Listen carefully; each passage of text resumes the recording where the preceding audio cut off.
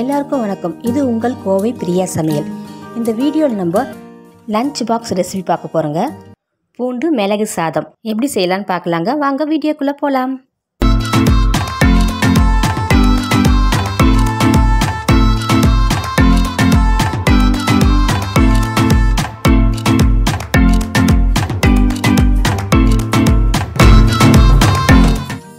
இப்போ கடாய் வச்சுக்கலாங்க.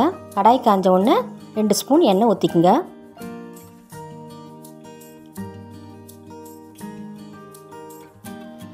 ஒரு ஸ்பூன் நெய் ஊற்றிக்குங்க.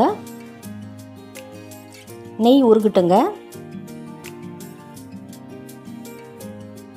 நெய் நல்லா உருகிடுச்சுங்க. இப்போ ஒரு ஸ்பூன் கடுகு போட்டுக்கலாங்க.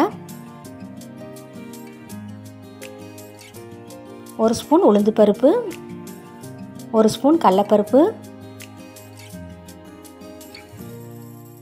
கூடவே கொஞ்சம் பெருங்காயத்தூள் போட்டுங்க. பருப்பு கொஞ்சம் செவக்கணுங்க. அது வரையில கொஞ்சம் வறுத்துக்குங்க. கடலைப்பருப்பு நல்லா செவந்துருச்சுங்க. 4 காஞ்ச மிளகாய் கட் பண்ணி போட்டுங்க. கூடவே ஒரு வெங்காயம் பொடியாக நறுக்கி போட்டுங்க.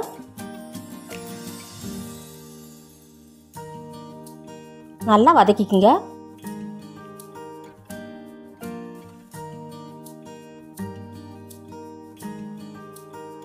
வெங்காயம் லைட்டாக வதங்கினோடனே 20 பல்லு பூண்டை நறுக்கி போட்டுக்குங்க.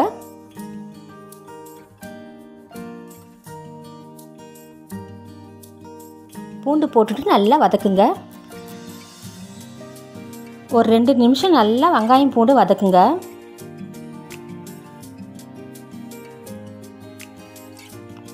வெங்காயம் பூண்டெல்லாம் நல்லா வதங்கணுங்க.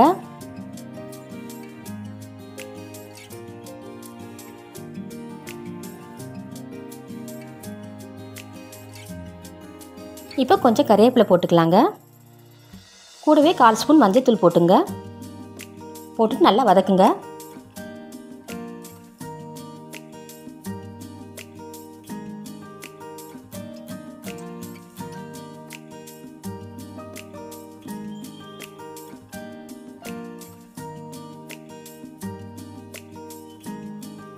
இப்போ நம்ம வெடித்து வச்ச சாப்பாடு போட்டுக்கலாங்க.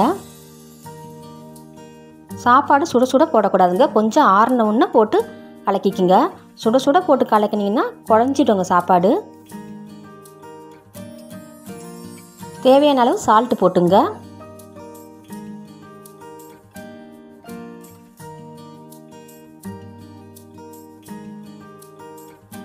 கூடவே 1 ஸ்பூன் மிளகுத்தூள் போட்டுங்க. மிளகுத்தூள் போட்டுட்டு நல்லா மிக்ஸ் பண்ணிங்க. கேஸ் மீடியமாக வச்சு நல்லா மிக்ஸ் பண்ணிங்க.